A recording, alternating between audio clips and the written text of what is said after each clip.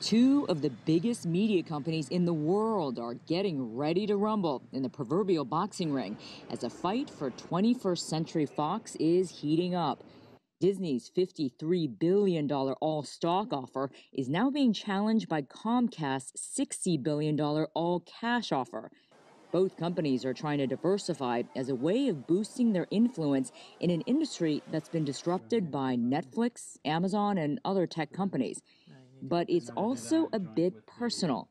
Disney CEO Bob Iger and Comcast CEO Brian Roberts dislike each other.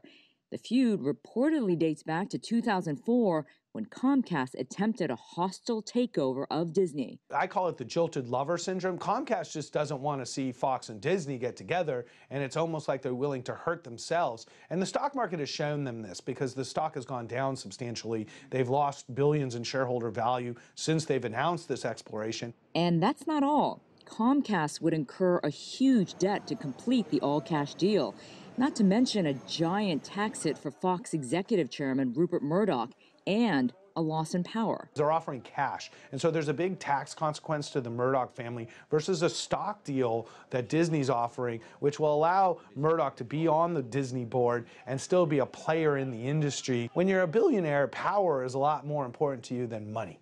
And so he wants to still have power. He doesn't want to be some rich guy who sits in England and does nothing. But what about the consumer? Which merger is better? Well, if you look at it just from the blockbuster perspective and what would be offered not only in theaters but online, here's how they compare. Fox owns the rights to Marvel characters including X-Men, Fantastic Four, and Deadpool. Fox also owns distribution rights to several Star Wars films, including the original. So if Disney is the winner, then it would have all the rights to the entire Star Wars saga and possibly bring together its Marvel characters like the Avengers with the X-Men, the ultimate dream come true for die-hard Marvel fans. Now, Comcast has its own share of the Marvel universe with rights to the Incredible Hulk and Namor the Submariner. But if you had to choose an online service between Disney and Comcast solely based on superhero blockbusters, well, there's a pretty big difference.